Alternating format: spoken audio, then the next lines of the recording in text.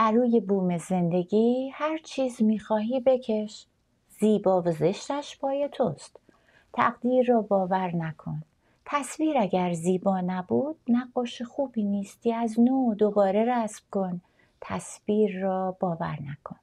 خالق تو را شاد آفرید، آزاد آزاد آفرید. پرواز کن تا آرزو، زنجیر را باور نکن. سلام، سلامی چو بوی خوش آشنایی خدمت همه شما عزیزان خوب و دوست داشتنی بیننده های خوب برنامه اوریدی هالیدی. سلام من رو پذیرا باشید از استودیو ما در آمریکا لس آنجلس با پرش 200 متری، شاید هم 200,000 متری که از خدمت دوست، همکار، همسر عزیز خواهش میکنم من رو اصلاح کنن اگر که اشتباه میگم. 200 متری بیشتر قربان یا 200,000 متری؟ 200 میلیمتری. خدمت شما عزیزان، دوستان پر محبت، با محبت، دوست داشتنی و عزیز برنامه اوریدی هالیدی، دوست، همکار، همسر عزیز که اصلاح نکردن، آقای عبدالشاه. بله من اصلاح کردم. هستید؟ اصلاح کردید؟ بله. خوبی؟ خوش اومدید. امروز دوباره میان رنگی پوشیدین شما. یعنی چی میان رنگی؟ میان رنگی کار خیلی بدیه شما انجام میدین و نه شما قرار شد اون اندازه متر رو شما اصلاح کنید، نه رنگ لباس من. گفتم دیگه 200 میلیمتر ولی میلی با پرش 200 میلیمتر. خب دیگه فاصله. منظورتون داریم میفرستیم به ترکیه؟ چرا ترکیه؟ خب ما هدکوارتر توی ترکیه. نه، به خونه بیننده هامون. آها خب پس اینطوری بگوییم. کلا متوجه نشدم. من کلا دکوپاژم سر این جریان رنگی شما، یعنی میان رنگی شما. یه رنگی میپوشین که نه این آبیه، نه سبزه، نه قرمزه. من نمیدونم، من مجبور شدم نگاه کنم چی کار کنم. یعنی 3 تا رنگ مختلف زدم. خیلی معذرت میخوام. کات. به هر حال این رنگی که شما پوشیدین و بنده از پسش یه جورایی برام 3 رنگ پوشیدم که یکیش مچ. آقای عبدالشاه شما هیچ اصراری نیست که حتما مچم بشید؟ یعنی زیاد جدی نگیرید داستانو آقای عبدالشاه. جدی؟ خب آخه بعد نمیدونم دیگه، به هر حال راحت باشین. دفعه دیگه بنده قرمز میشم. بینندگان ما خیلی حساس هستن، کلا عادت کردن به این سیستم ما، بعد میان خلاصه اذیت میکنن. شما بیشتر عادت کردین فکر کنم تو بیننده. خب چی میگین که رگباری بریم آقای عبدالشاه؟ رگباری هفته پیش رفتیم، خیلی مورد پسند واقع شد. جدی؟ به خدا دوستان گفتن چقدر خوبه شما همینطوری سری رگباری میرید. رگباری شما حرف نمیزن خیلی. شما شنیدی چی گفتم؟ عجب چشایی داری ری، چقدر خوشگلی تو. نمیفهمم چی میگم. نه یه دونه گاز بگیرم. نکن بهت میگم، ولم کن. نکن دیگه، نکن. رو مخم راه نرو. نکن یه گاز ولم کن. یه گاز. این آقای حامد گیلک قشنگ صدا گذار میکنن، یعنی ببین چقدر خوب فکر میکنن که چی باید مثلا اگه این تصویر رو به من نشون میدادم هیچ وقت این فکرم نمیرفت که بخوام یه همچین دیالوگی روش بذارم. خب دیگه جالبه دیگه. چرا مزاحم میشد وقتی بهش میگه نکن دیگه، ول کن. خب یه گاز میخواست بنده خدا. بعضیا خیلی پوشیان، یعنی اینکه مثلا ول نمیکنن، طرف داره میگه دیگه ول کن دیگه. ببین ول کن تو ول کنم.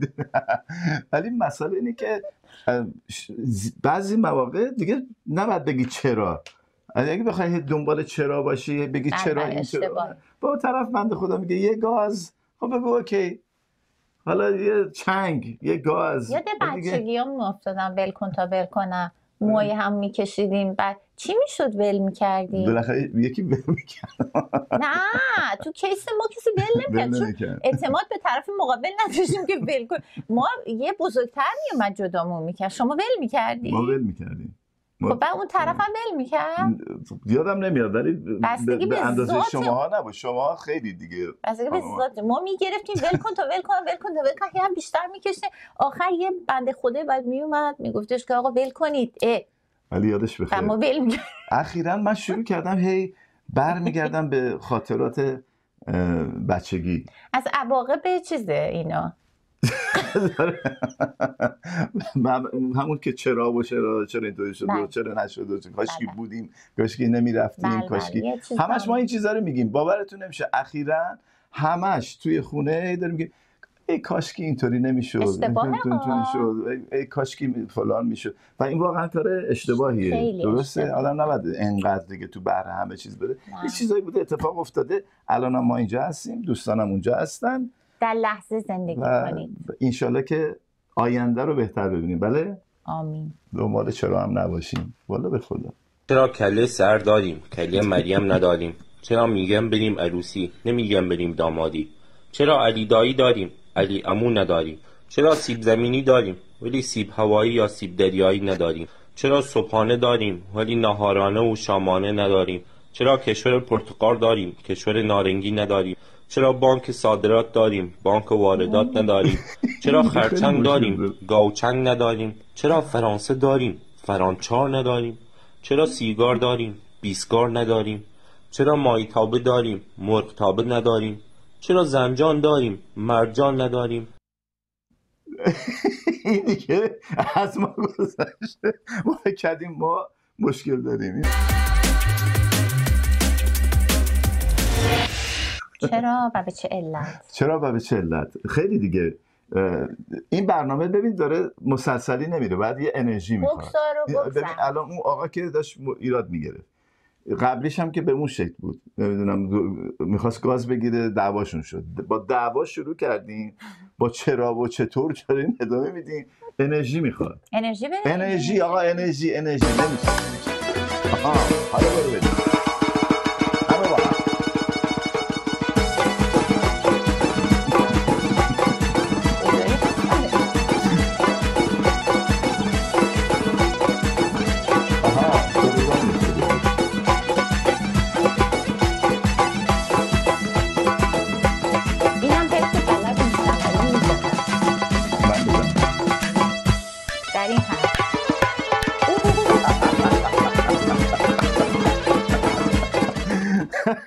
فکر کردی؟ من اینم با کلی مصیبت یاد گرفتم. من قویم میزنم از اون، یعنی تا اون ور سالن همینشم اوایل نمیتونستم، میگفتم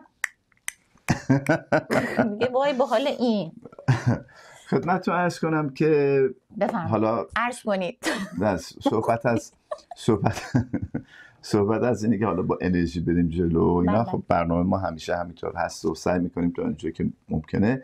دلمون پره، زیاد حرف داریم که بزنیم، ولی چی بود؟ خنده تلخ من از گریه غم انگیزتر است. بله. کارم از گریه گذشته است به آن میخندم. نه شما لازم نیست مثلا به آن فکر نکن.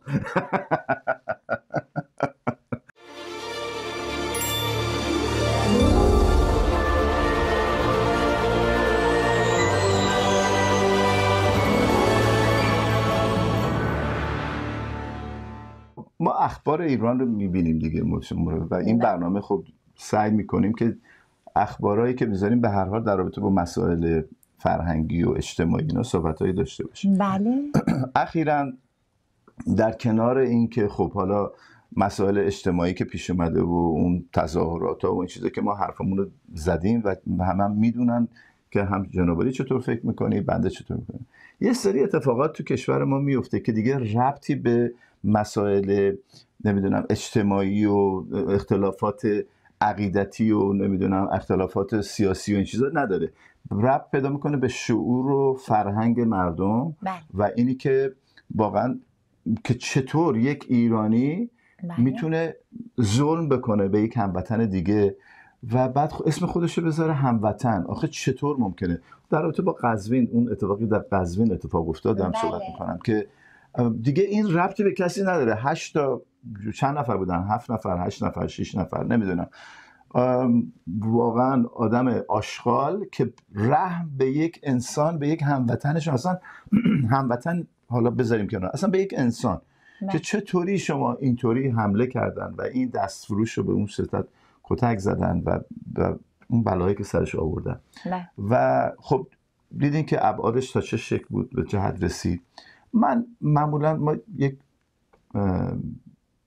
سری کسایی که به قول معروف توی اینستاگرام زیاد میبینیم و این چیزا، یکیشون آقای امیر آرتا هستش و حالا آشنایی دارین دیگه با ایشون؟ بله، فالو میکنی و من یه چند تا ویدیو از ایشون دیدم اخیراً که خب خیلی بعضی از چیزا هستش میان یه سری میگن نمیدونم در مورد ایشون این صحبت میکنه، یه سری اون صحبت میکنه، بعضیا یک نظری دارن، نظر دیگه، ولی کاری که ایشون کردن و به داد این هموطن ما که بهش ظلم شده بود رسیدن خیلی زیبا بود و من فکر میکنم جاش هست که توی این برنامه یه صحبتی در رابطه با ایشون بکنیم، بریم ببینیم که چه کار کردن.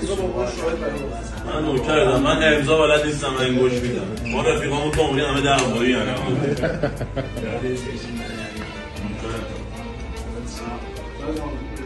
یه کاری بکنید برای همین دستفروشا. چی کار بکنن؟ بابا بیا به 4 نفر مثل ماها که فضای مجازی دستمونه، بیا یه حالی بدیم بهشون، یه کاری بکنیم براشون. حتما باید این اتفاق بیفته، حتما باید یکیشون یه طورش میشد.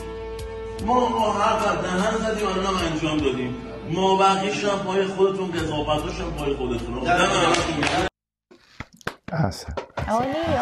عالی.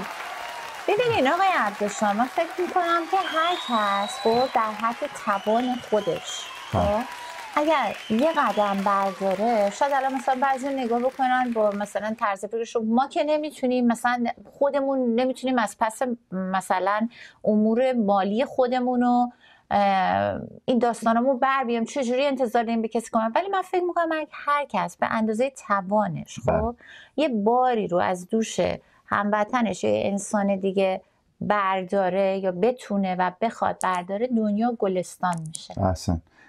به هر حال ایشون به قول خودشون توی که از برنامه دیدن یکی از شاخهای نمیدونم سوشال میدیا هستن و توی ایران مثل که اینفلوئنسر خوبی هستن و طرفدار زیادی دارن. جاهای مثلا میرن قسمت‌هایی از ایران در روستاها و جاهای دور افتاده کمک میکنن. بعضی وقتا خب طفلی فشار بهش میاد، عصبی میشه، بخاطر اینکه مثلا میره بعضی جاها کمک میکنه به بچه‌ها، بعد مثلا امسال کمک میکنه، سال دیگه میره مثلا خانواده 4 تا بچه دیگه مثلا میبینی، میدونین چون یه پدر و مادر که نیستن، مثلا بچه‌های بزرگ دارن، بعد مثلا پسرعمو دخترعمو اینجوری منظورمه ها، در سال 4 تا بچه به این دلیل، بعد یکم طفلک عصبانی میشه خب که مثلا شما نون ندارید بخورید، خب دیگه بچه آوردنتون چیه دعواشون میکنه. ولی خب به هر حال هیچ کس پرفکت نیست، احتمالاً ایشون هم پستایی رو گذاشتن که بعضیا نپسندیدن یا، ولی کاری که ایشون کردن خیلی کار زیبایی بود و من انرژی خیلی مثبتی ازش گرفتم. خیلی دیگران هستن که فالوورای خیلی زیادی دارن، درآمد خیلی خوب دارن ولی کاری نمیکنن. بله. به هر حال و خیلی های دیگه هم هستن که کمک زیاد میکنن، ولی خب ما چون نمیشناسیم ایشون رو، چون دیدیم و میشناسیم راجع به ایشون داریم صحبت می‌کنیم. برای امین جان دمت گرم، خیلی خوشحال شدم که این کاری که کردی رو تبریک میگم، خودت، همکارانت، هر کسی دیگه و اون دوستانی که آمدن و به اصطلاح کاری که کردن این هستش که جایی رو اجاره کردن برای این آقا، یعنی کالا و فروشگاه رو براشون تهیه کردن که دیگه ایشون مجبور نشن دست فروشی بکنن تو خیابونا و این چیزا و این خیلی کار زیبایی بوده. و من موافقم با اینکه اگر ما کار خیر انجام میدیم اتفاقا تو بوق و کرنا بکنیم، چون بعضیا میگن حالا کار خوب کردی چرا، چون بقیه هم تشویق میشن، باعث میشه که در اینه، نه اینکه طرف بخواد مثلا خودی نشون بده، نه، باعث میشه که دیگه من نوعی هم وقتی دارم نگاه میکنم تشویق میشم یه کوچولو هم شده برای کسی یه کاری رو انجام بدم. در هر صورت بیش باد از این حرکات. همه جا یه ویدیو دیگه هم میخوام نشون بدم، تشکر ازت میکنم، این که دیگه گل زدید، چون من عاشق بچه‌ها هستم، این بعدی رو هم نگاه بکنم. من میتونم تمام 0 تا 100 سرپرستش رو قبول کنم، هزینه هاشو همه رو با من. چجوری نگاه کن، این هزینه هاش همه دیگه با من. نه این دیگه من میمیرم ای خدا نه اینو بدیدش به من، یه بچه دیگه به بچه هم اضافه شد. ای خدا ناکام بمیرید ولی نسل فقیر به دنیا نیارید. این بچه‌ای که به دنیا میارید رهاش میکنید آینده میخواد. این بچه بازی میخواد، این بچه پدر میخواد، مادر میخواد. میگن خدا روزی رو میده، بابا اون قدیما بود، خدا الان خودش در رفته. خدا هممون رو رها کرده، روزی خدا میده. چیه این چرت و پرتا رو از کجا میارید؟ چرا به خودتون دیگه مثلا فیلم بازی میکنید به خودتون میگید عشق و حال خودتون و عشق و حال شبونتون رو گردن خدا نندازید.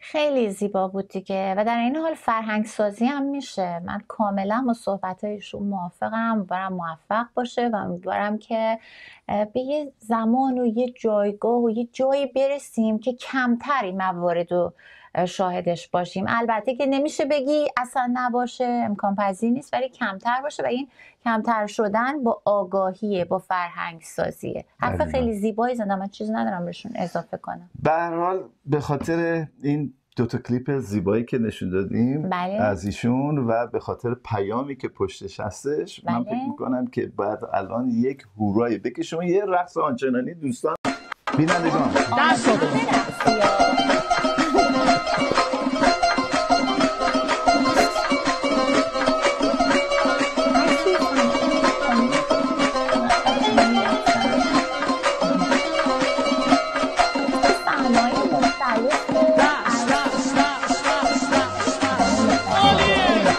بزرگترهای خوبمون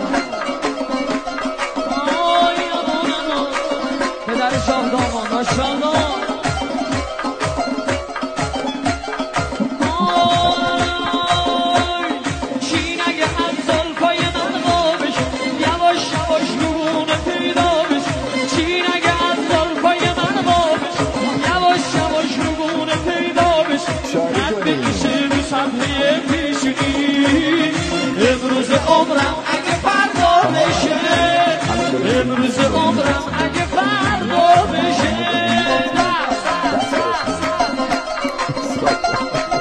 ماشاءالله امیر و دوست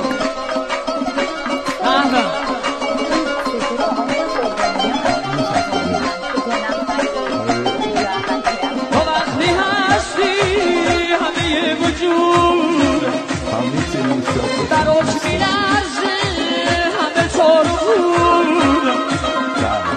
تو وقتی هستی همه وجود براش میلرزه همه تارود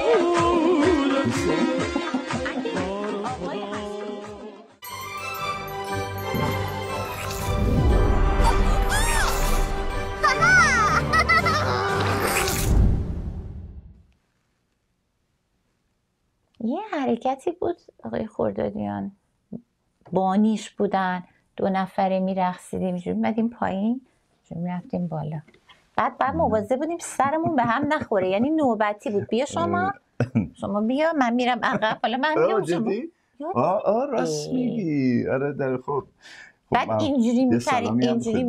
محمد خردادیان نازنین بفرستین، خیلی وقت ندیدیمش. باعث شدن این عزیز باعث شدن اصلا رقص یه شکل و فرم دیگه بگیره. درسته. چند سال پیش 30 خورده، البته من که به دنیا نیومدم ولی شما که بودین یادتونه. خانم بنده روی 29 موندن، یعنی همه دوستاشون هم میدونن. بله دوستان گفتن. خب چه اشکالی داره؟ خیلی هم خوب، عالی. البته شما حقیقتش این هستش که سن خدا رو داری. نه واقعا هم 29 بیشتر نمیزنه. خیلی ممنون لطفا. ولی یه فروشگاهی بود اینجا به اسم فوراور 21. بنده خدا اصلا بستن رفتم با اینکه اینقدر خوب بود. تینیجرها خیلی دوست داشتن این فروشگاه رو. کلا بستن؟ کلا اصلا کلا نیست و نابود شده. خدا شکر یه دونه جا کمتر برای خرید. خیلی خوب بود برای تینیجرها، قیمت‌ها اینقدر خوب بود. در هر صورت اسمش بود برای همیشه 21، یعنی هر سنی میرفت، یعنی تو همیشه جوونی 20.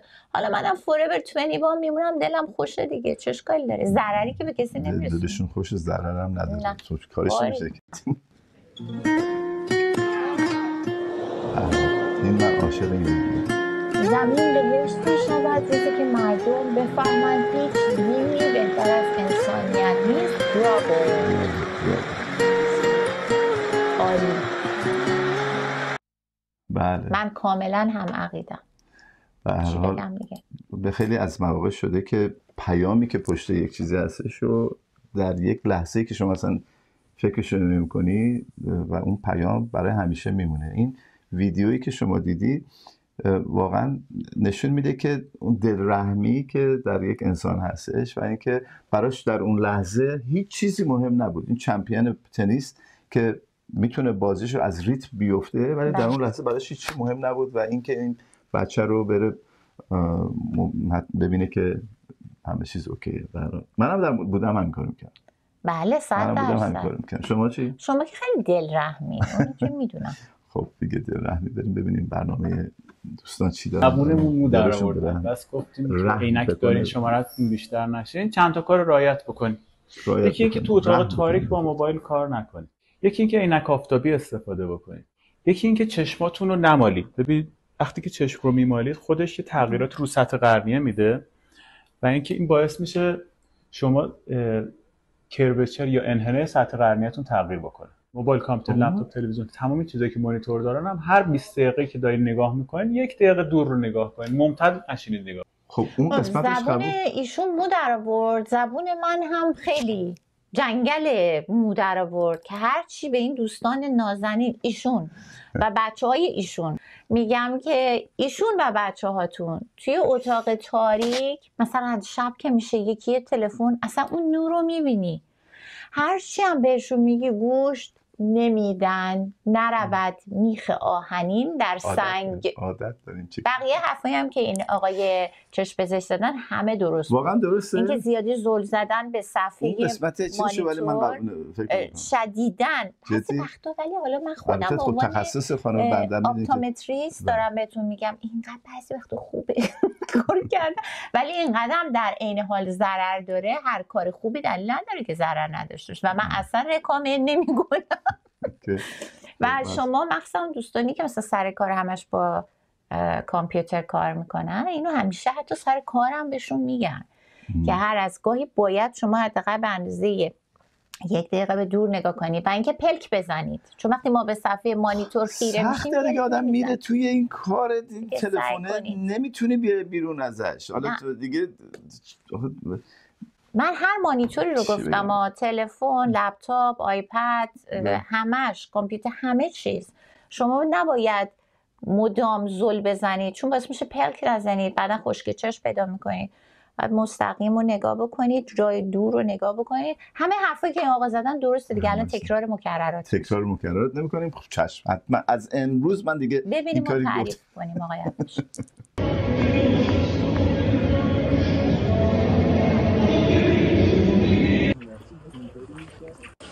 الان برای چه خندی؟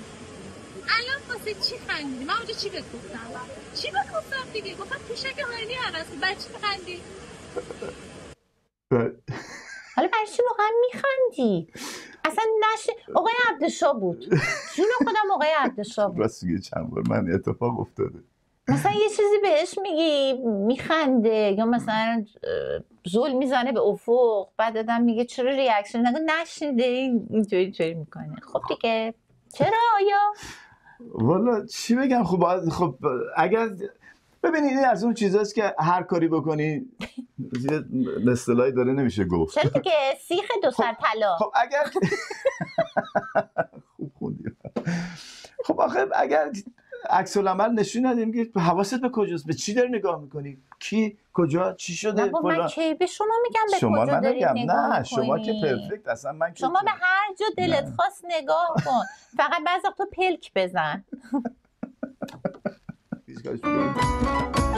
بزنید و برقصید بزنید برقصید. ولی واقعا توی عروسی باید موضوع باشی. مهمونی که تو بود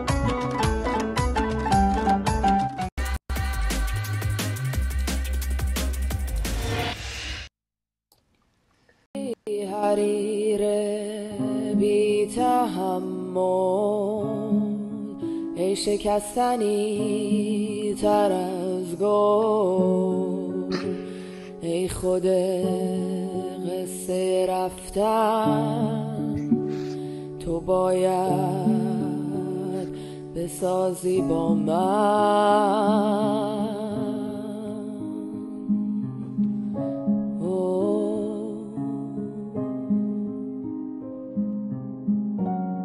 برای در به دری هم تو میتونی خونه باشی، برای چراغ خونه نور عاشقونه باشی. چرا؟ من میخواستم توی دستات برسم به اوج خواستن، ای تنت خاک شکفتن، نگیرین بهار از من. از این اون چرا رو اون آقایی که خوابیده بود اون رو یاده که چرا اینطوری نمیشه، باید بگی چرا.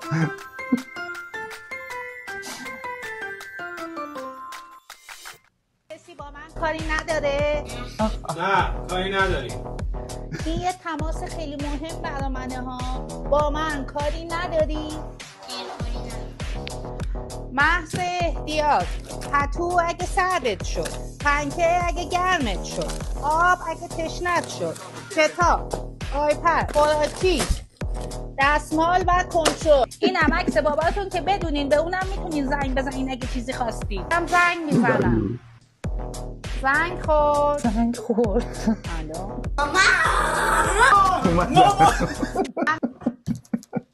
این واقعیت ها، یعنی واقعیت محضه. 2 تا ویدیو خیلی خیلی بحث انگیز پخش شدن دوستان. تمام مدتی که شما به عنوان مادر دارم میگم، بله، راحت ریلکسی تو خونه، هیچ کاری نداری، میری میای، هیچ کی باید کاری نداره، به محض اینکه احساس کنن یه کار مهم داری، رو تلفن با کسی هستی، نمیتونی جوابگو باشی، همه نفری از بزرگ تا کوچیک یه دفعه سرکلشون پیدا میشه. بله. باز چرا آیا؟ خب حالا چرا شما خانم ها به محضی که ما آقایون 5 دقیقه میخوایم ریلکس بکنیم، یادتون میاد آشغالا بعد بره بیرون، یادتون میاد مثلا فلان کار بعد انجام بشه، به فلان کس زنگ زده بشه، فلان، یعنی استادش خود خانم ها هستن. به محضی که بیچاره آقای میاد جون میکنه، دور بر خونه میپره، کارا رو انجام میده، همه کارا رو انجام میده دیگه، همه کارا که میپره دور بر خونه. بله میپره از اینجا به سر این کار، از این کار، اینا 5 دقیقه تا میشینیم.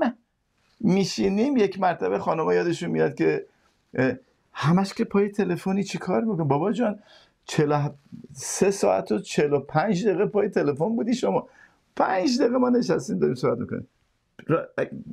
بگین درست نیست این چیزی که من درسته. آها، خودشون قبول کردن. بعد برگردیم در مورد این آهنگ حریر رو، تمام خاطرات آهنگ حریر رو این خانم بگذاریم. چرا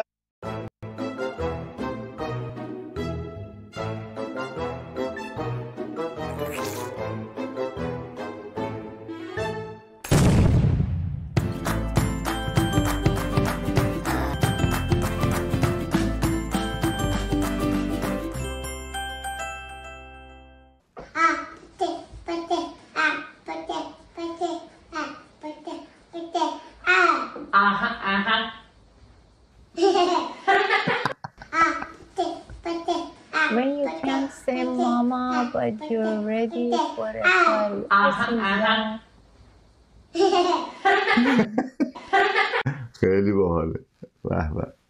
بچه‌ها کلا خب جناب متشکرم. خواهش این میکنم. آبیه چند؟ 250 تومن. مشکیه؟ 590 تومن. خب من آبیه رو میبرم. بفرمایید. اوکی. خوب گوش کنید. 1133. مبارکتون باشه.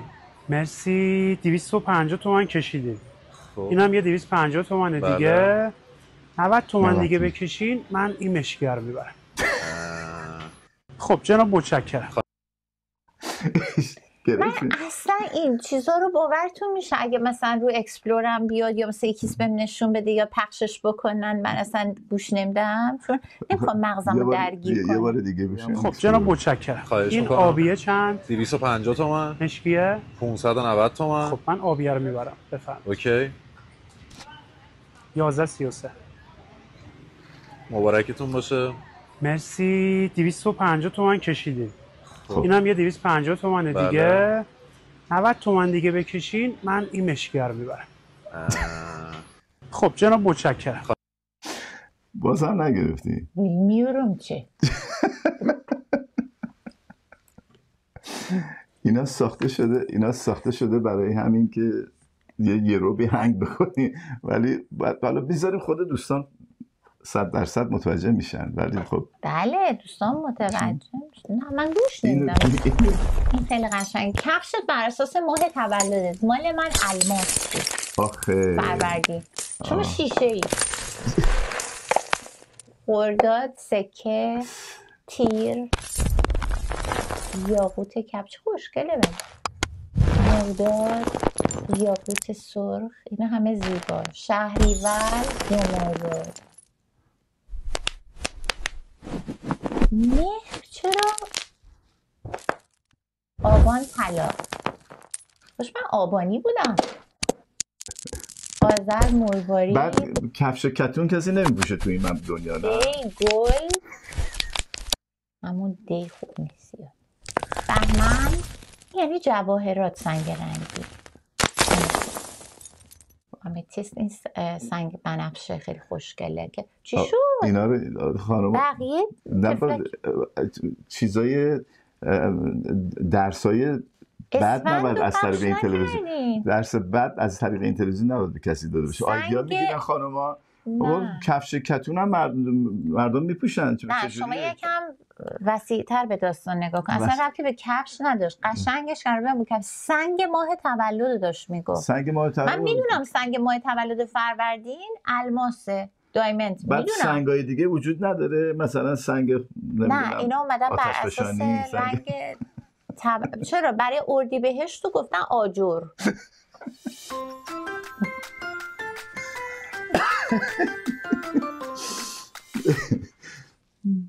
سلام علیکم آقا میخوام یه آزمایشی انجام بدم یه شیرکاکویی بسیار شیرین ریختم زمین فقط این حرکت مورچه رو نگاه کنید خودش نیامد لب بزنه با سرعت 280 مایل بر ثانیه یا اسب بخار داره میره که به اون یکی مورچه رفیقاش هم خبر بده که اینجا یه چیزی پیدا کردم بیاید همگی با هم بخوریم تک خوری نکرد کاش دنیای آدما هم مثل مورچه ها بود همگی با هم استفاده میکردن از این دنیا تک خوری نمیکردن یعنی گل و بلبل میشد دنیا خدا شاهده اصلا آدم اشک شوق دارم میریزم کاش خزانه کل دنیا دست این مورچه بود یه فقیر پیدا نمیشد تو دنیا داشتیم کنار ساحل نیاجارا با شورتک میگشتیم عشق حال میکردیم راست میگن با اینکه خیلی فانی خنده دار جالب تعریف میکنن ولی راست میگن دیگه تک خوری خیلی بده ولی امان از این مورچه خب امان از این مورچه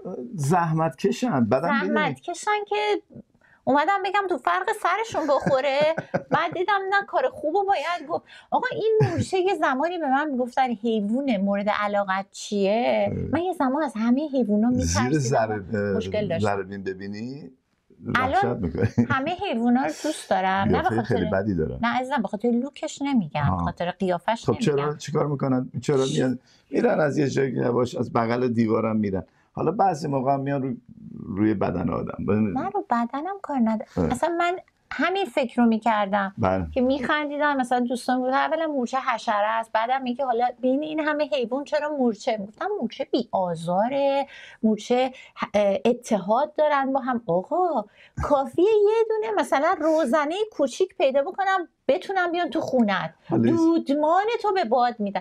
یعنی ما مجبور شدیم زنگ بزنیم کامپانی بعد از کلی باکسینگ و تمرینات. خب من خودم عالی انجام میدادم ولی بهشون میگم بابا تابستان دوستاشون هم میومدن. نه خب تابستان نمیتونین کنترل کنی. تابستان و زمستان ندارد، بقیه خونه هم هستن.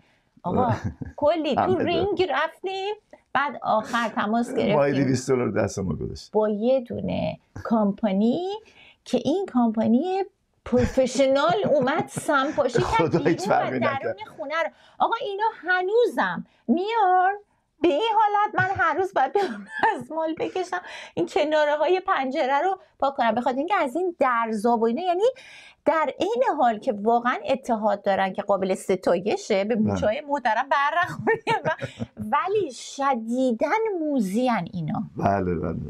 یعنی رو دستشون نیامده، گناه دارن، ولی اتحاد و اینا رو ازش زحمت کش دانه کش. حالا ایشون خانواده‌شون ادامه مورچه دارن. نه ولی حالا یه چیز جالب بگم. بله. ما بعد از مدت‌ها چند روز پیش کباب بیرون درست کردم من روی گریل بیرون. اون گریل میشه دیگه. دستتون درد نکنه. درست کردم. منقل بیرون. بعدا شما نمیدونی اینو، نگفتم به من وقتی کباب سیخا رو که آوردم تو، بله، برگشتم نزدیک 3000 تا مورچه روی اون قسمت که یه چند تا دونه چیز ریخته بود، همین مثل این که الان دیده، یه چند تا قطره از این جوس مرغ ریخته بود روی اون میزه. من نمیدونم از کجا آخه پرواز میکنن، چطوری اینا به این سرعت اومدن اینجا، من نمیدونم. اینجاست که خانم بدریه همتیار میفرمایند شما خونتون مورچه داره؟ ما باید بگیم بله که داره. حالا یه چیزی که از این بعد از اینکه جناب عالی مایی $200 دست بند پول خرج گذاشتید روی که بعد میفرماییم نه نداره، میگن فکر کنم داره. به هر حال شما سعی کنید که رحم بکنید به این مورچه های. حالا صدای من چرا داره رفت؟ خب دوستان محترم، من یه جا داری تشکری بکنم گلوشون رو تازه میکنن از بیننده های خوبمون، چه از طریق کانال یوتیوب شبکه IPN که بعضی وقتا نمیدونم تنبلی میکنن، کم لطفی میکنن، چیکار میکنن، سابسکرایب نمیکنن، ولی میان برنامه رو نگاه میکنن. همون که نگاه میکنید و دوست دارید ما خیلی خوشحال هستیم. تشکر میکنم از دوستان خوب اینستاگرام، دوستای خیلی خیلی خیلی خیلی مثبت با محبت و دوست داشتنی که هر چی راجبشون بگم کم گفتم، و بیننده های خوب شبکه فوریو که وقت میذارید میشیرید این برنامه رو از طریق ماهواره تماشا میکنید و بنده خودم نبودم، صدام بود. و اینکه از آقای عبدشاه تشکر میکنم، دوست همکار و همسر عزیز که خیلی زحمت میکشم برای این برنامه، و همکاران خوبمون در استودیو. بله، یه سلامی هم به دوست خوبم آقای علی مرشدی هم بفرستین. یکی دو بار زنگ زدم، بنده متوجه نشدم، مکزیک بودم. خدمتتون عرض کنم که خانم بهارک یک اتفاقاتی افتاد توی همین هفته‌ای که به اصطلاح گذشت، همین چند روز پیش، که باید بیشتر در موردش صحبت بکنیم، ولی به خاطر اینکه هنوز ما تسلیت‌هامون رو گفتیم و هم به صورت عمومی هم به صورت خصوصی به بازماندگانشون. بله. آقای هوشمند عقیلی نازنین روحشون شاد، واقعا برای من یکی از دوستان خیلی خوب و عزیز بودن، هنرمند دوست داشتنی و واقعا جاشون خالیه. یعنی من اواخر که میدیدمشون همیشه پیش خودم گفتم واقعا چقدر دنیا بیرحمه، یک کسی با اون وقار و با اون عظمت و با اون صدا و با اون قد و هیکل بعد تبدیل شده بود به واقعا یک موجود خیلی شکستنی، ولی توی چشما و توی نگاهش اون هوشمند عقیلی قلب رو میدینی رو صحبت بکنن. ما آخرین بار توی مراسم که برای تلویزیون داشتیم ایشون به عنوان یکی از میهمانان ویژه ازشون دعوت کرده بودیم و از وجودشون لذت بردیم. ولی خب میگم دیگه خیلی این اواخر سختی کشیدن. پسر گلشون آقای مایکل واقعا زحمت کشیدن برایشون. مراسمی برایشون تهیه دیده خواهد شد که عموم میتونن شرکت بکنن، ولی مراسم خاکسپاری ایشون پرایوت هستش و بیشتر همون اعضای خانواده و یک سری از دوستان خیلی خیلی نزدیک. ولی به محضی که اعلام کردن که در چه تاریخ هستش حتما خواهیم رفت و گزارشی هم تهیه خواهیم کرد و انشالله که روحشون شاد باشه، یادشون هم گرامی واقعا در حال. و همچنین خانم ژاکلین ویگن هم شاعر خوب کشورمون با ترانه‌های موندگارشون روحشون هم شاد. چند سال مبارزه کردن با بیماری سرطان و برای سرطان اتفاقا الان صحبت شد، اعلام شده که داروش داره چند وقت دیگه، امیدوارم درست باشه و ماها از شر این بیماری ناجور راحت شیم. مثل سال گذشته که مثلا طرف با یه چه میدونم ویروس آنفولانزا از بین میرفت و بعد براش دارو و واکسن اومد. امیدوارم در مورد سرطان هم این اتفاق بیفته. و نوشافرین نازنینمون دوست خیلی خوبمون که مادر ایشون هم فوت کردن، بهشون تسلیت میگیم، روحشون شاد و یادشون گرامی.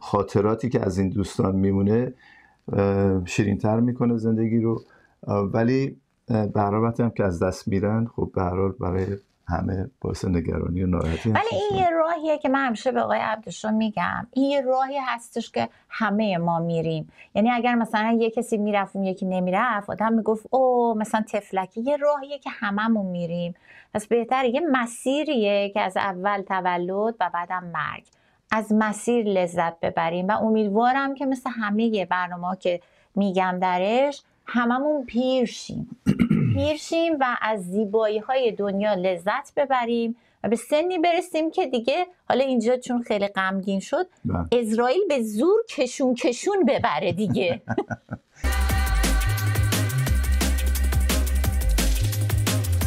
Hair transplant, hotel and transportation, only $36.95. Why travel to overseas and Turkey for affordable hair transplant and Botox?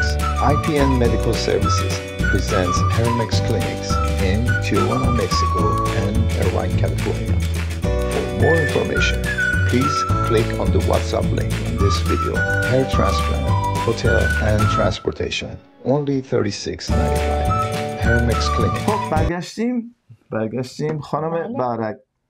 ما همیشه تو برنامه‌مون سعی میکنیم که انرژی مثبت و خیلی یک پیام‌های زیبایی رو یا یک خاطراتی رو یاد مردم و بینندگانمون بندازیم. بهترین خاطره‌ای که من دارم از زمان کودکی بچه‌هامون هستش. و همه چیزایی که اتفاق افتاد، به خصوص زمانی که شروع کرد نیلو به راه رفتن و شروع کرد به شیطونی کردن و چقدر جالب بود. ما ویدیوهایی داریم که دقیقاً شبیه همین ویدیویی که الان دوستان میخوان پخش بکنن هستش که در رابطه با شیطنت‌های دوتا بچه‌هامون توی آشپزخونه. ولی یه ویدیو هستش با هم بریم نگاه بکنیم که دوستان ببینن یاد قدیم. Hey, it's okay. Hey, y'all, here. Okay. دقیقاً رایان و نیلو همین. What happened? اون سگر رو It's okay. You're okay, sweetie. You didn't do anything wrong. Come here. It's okay. Come here, my love. You just spilled a few Cheerios. It's all right. Shit happens. It's okay. I know stupid things on your foot, huh? It's all right. I know. Let me get it off. Here. Come here. There we go. Hey, can we smile? Can we smile? فاصله گرفت. Oh, you don't like it on your foot? Okay. Hey, come here. Sit down. Here, can you sit? Oh, there we go. Oh, there we'll get it all up. There. It's okay. Just a little boo-boo. Can we smile? چند تا نکته داشت این ویدیو. شما اول بگو چی گرفتی از این ویدیو؟ من یاد خاطرات خودمون. خب حالا غیر از خاطرات زیبایی که از دور کودکی بچه‌هاتون دیگه چی از این ویدیو چی گرفتین؟ چیزا برام جالب بود. یکی اون سگه که 100%، یعنی من چون خودم هم سگ داشتم و وقتی وارد خونه میشدم خرابکاری که میکرد میرفت ته. اون موقع دانشجو بودم که ولی ایشون خرابکاری نکرده نه خب ولی پیش خودش بوده این جریان یه مقدار ممکنه مشکل داشته باشه و تو فاصله گرفتم. این سگ منم همینطور بود. وقتی میمدیم خونه همه چیزا رو پاره پوره کرده بود، بعد میرفت اون ته خونه دورترین قسمت اینطوری نگاه میکرد. خیلی جالبه، یعنی آدم وقتی نگاه میکنه این سگای واقعا. شما سگ براتون جلب توجه. سگ فکر کنم تو ذهنش داشت میگفت حالا چون این ریخته اوکیه، اگه من ریخته بودم با بیلا. این اولی. دوم، من بیشترین چیزی که جلب توجه برام کرد عکس‌العمل این پدر بود. شما این کارو میکردی؟ من آره خیلی بهتون زیاد رو زمین نمیشستم باهاش بگم که خب ولی ببین داره درس میده. چقدر قشنگ، چقدر آگاهانه پدر این جریان رو حل کرد. یعنی به دخترش گفت اشتباه، حالا به انگلیسی منظورش بود کار اشتباه اتفاق میفته. این درس زندگی. آخه به این کوچولو، این فرشته کوچولو غیر از این میشه چیزی گفت؟ نه بعضیا میگن چرا ریختی، خراب کردی، حیف بود، گند زدی، بچه رو دعوا میکنن، برو وایسا تایمات.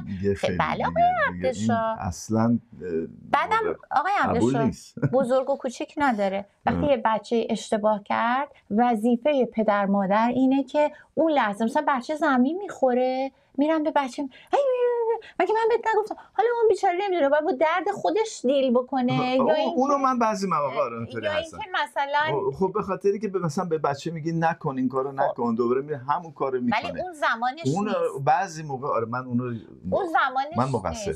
چون که شما باید بذاری اون بچه اوکیشه، بعد خودش داره یاد میگه، بعد بهش بگی وقتی آروم شد ببین بهت گفتم مواظب باش که اینجوری اذیت نشی.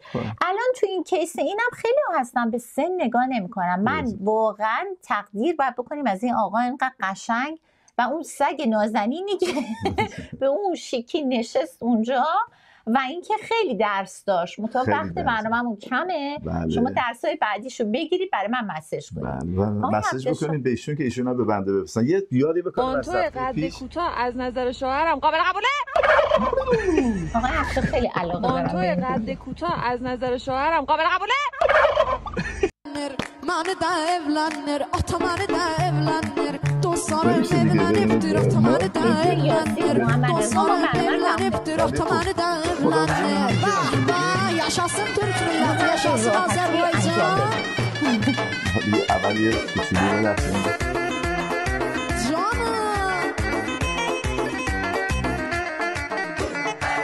Elə bir qız bəyənmişəm ki, ürəyimin parasın.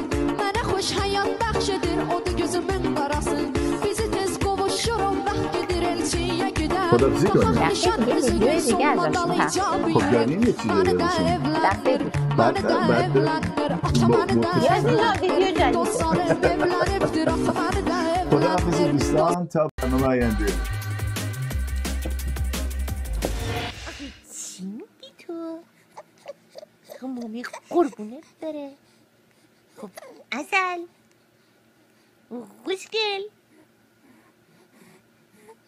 چی؟ اتفاق مهمی رو داری تعریف میکنی الان؟ مومی Ryan, who's coming? کی داره میاد؟ کی داره میاد؟ چاکی؟ رنگ مختلف زدن. خیلی خیلی معذرت میخوام. کات. هلو. Hi.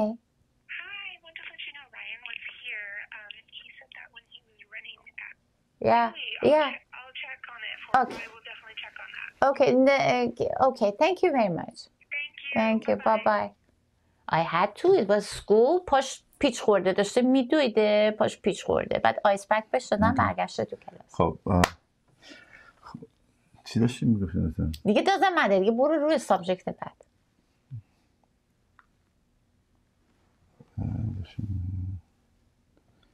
مدرسه مهمه، من باید جواب بدم. اصلا خب یه ذره برو عقب. نمیتونم، من اصلا نمیدونم چه چیز نداره. خیلی خب پس ول کن. داشتیم در مورد 200 متر پرش. بعدش من گفتم رنگ و فلان. آها گفتی شما آف میپوشین، منم گفتم ببخشید معذرت میخوام. اینجا زنگ تلفن زد. خب حالا صحبت از دست حالا فهمیدم چی شده بوده اون. از دست بساریمش. نه آقا برو. آقا من دارم میخندم میگم امیدوارم. اوکی یه بار دیگه.